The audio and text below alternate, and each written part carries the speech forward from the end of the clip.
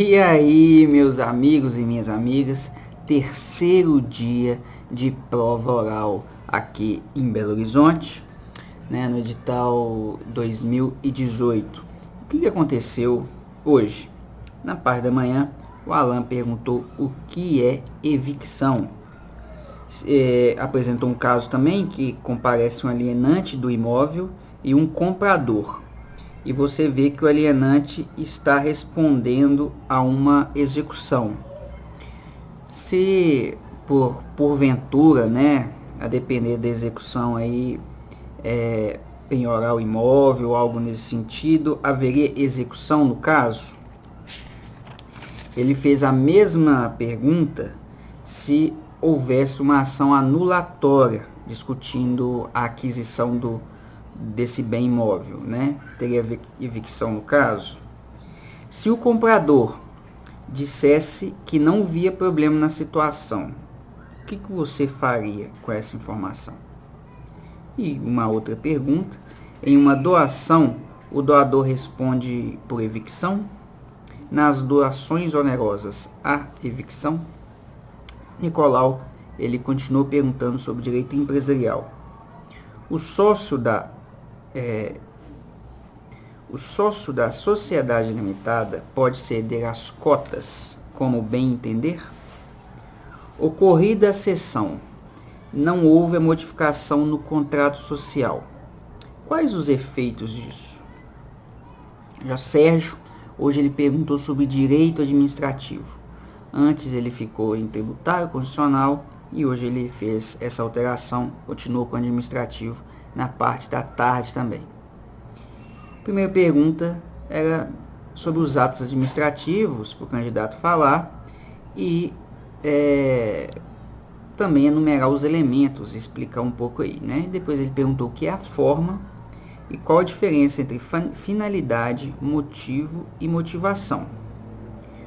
O administrador que exonera um servidor em cargo de comissão, dizendo que há um problema financeiro, mas depois contrata outra pessoa no lugar, há algum problema nisso? O que pode ser feito?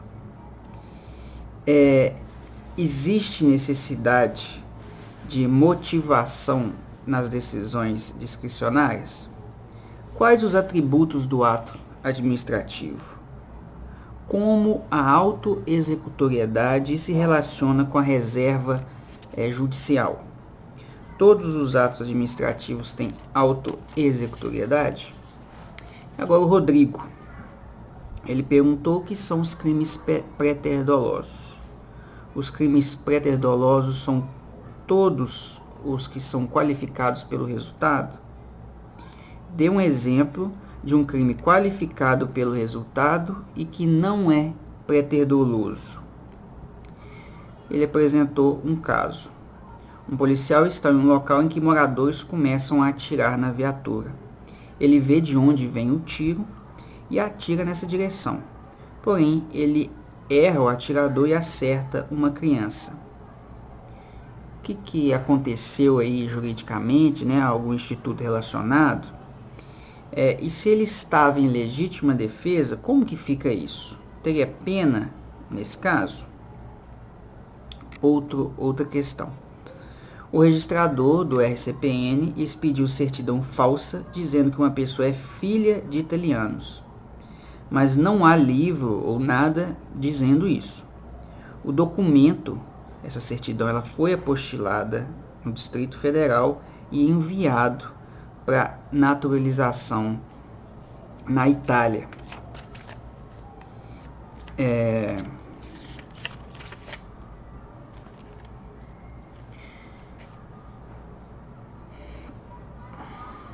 O MP ficou sabendo e instaurou um PIC, um procedimento de inquérito, né? E pediu o envio dos livros para análise. Você, na posição do registrador, você enviaria os livros para análise na promotoria? E se o promotor vai ao cartório e pede para ver o livro, é possível? E se o promotor deu voz de prisão ao registrador, pegou o livro, levou à promotoria para verificar o crime e percebeu que haveria crime e ofereceu a denúncia. A irregularidade desse ato vicia a denúncia. A certidão apostilada é discutida no juízo estadual ou federal. O apostilamento, foi feito em Brasília e o documento foi apresentado à autoridade estrangeira. Qual que seria a competência? Humberto, ele perguntou quais os princípios específicos do RTD. E depois ele passou para registro de imóveis. Antônio José tem 4 imóveis rurais contíguos. Eles têm 50% em cada. Ele pode fusioná-los diretamente no RI? Quais os atos serão praticados? Se forem 4 proprietários distintos com frações diversas, é possível fazer no RI? E agora a Lilian.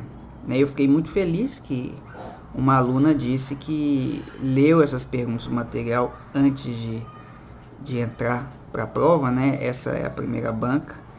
Então eu fiquei muito feliz que ela conseguiu fazer essa revisão, e ser contemplada com a pergunta para deixar mais segura, E ela iniciou as perguntas sobre os pressupostos comuns aos recursos especial e extraordinário que os diferem de outros recursos. A resposta era pré-questionamento, e aí a segunda pergunta dela era sobre isso. No pré-questionamento, o que seria o pré-questionamento ficto, implícito e numérico? É possível o pré-questionamento ficto aqui, segundo o ordenamento brasileiro? Qual o momento em que a parte deve fazer o pré-questionamento?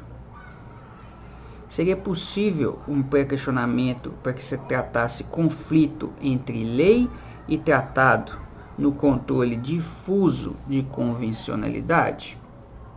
Então essas foram as perguntas da parte da manhã, tá certo? Agora as perguntas da parte da tarde, começando pela banca 1, do Humberto da Lilian.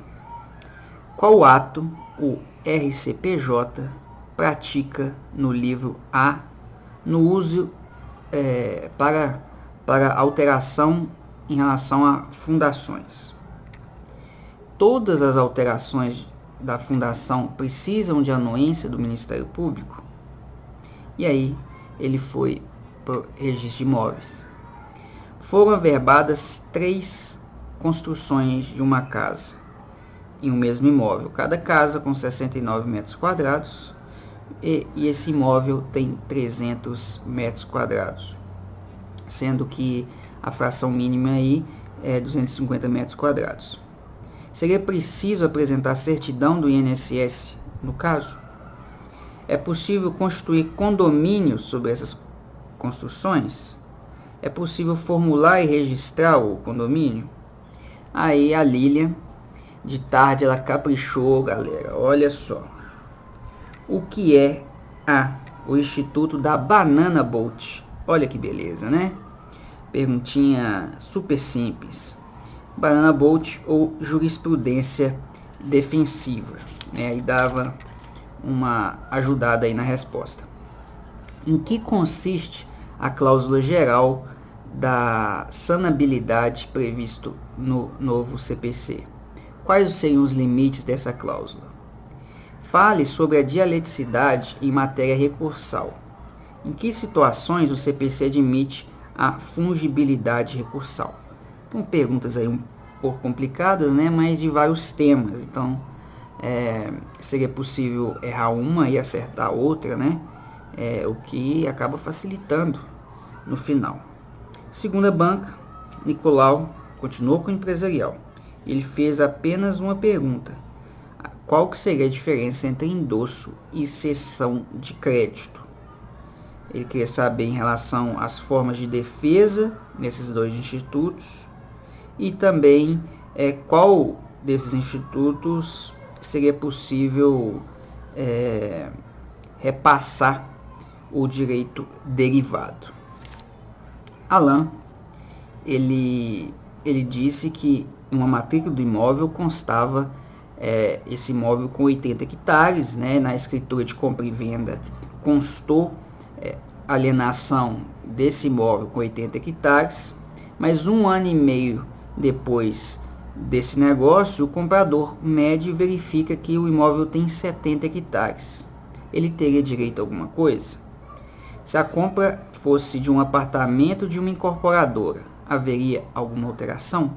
Então, mais uma vez, tanto na parte da manhã quanto na parte da tarde, o Alan ele saiu um pouco aí do notas e foi o direito civil, né, direitos reais e a influência aí que isso poderia ter aos notas, né, mas era muito importante saber esses conceitos aí do direito civil.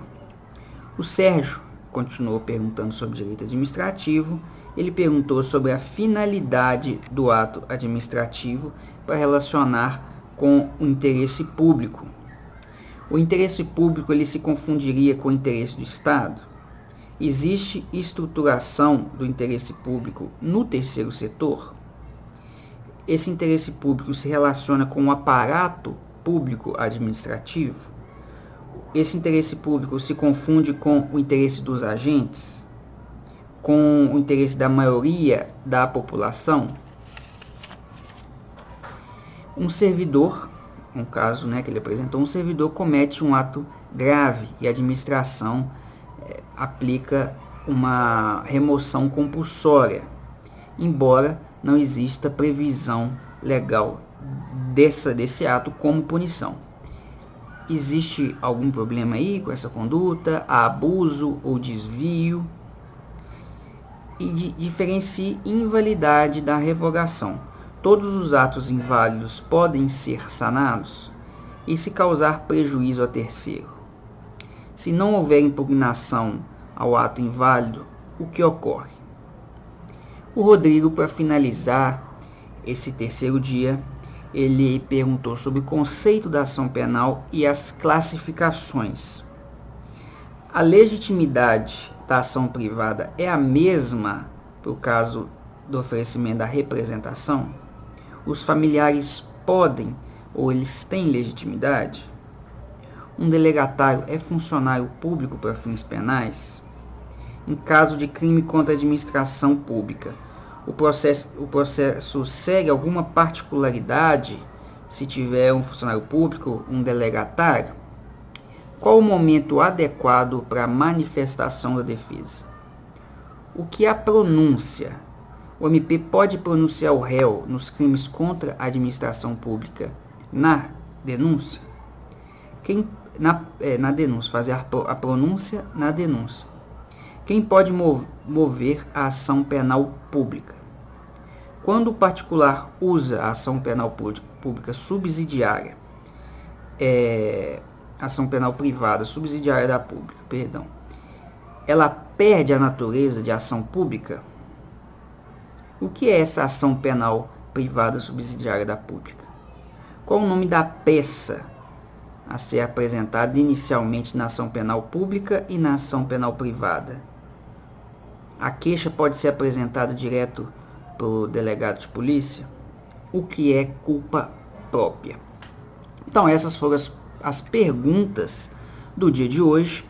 É claro que há algumas alterações e perguntas feitas para um candidato e para outro candidato, mas o cerne é isso, os temas cobrados foram esses.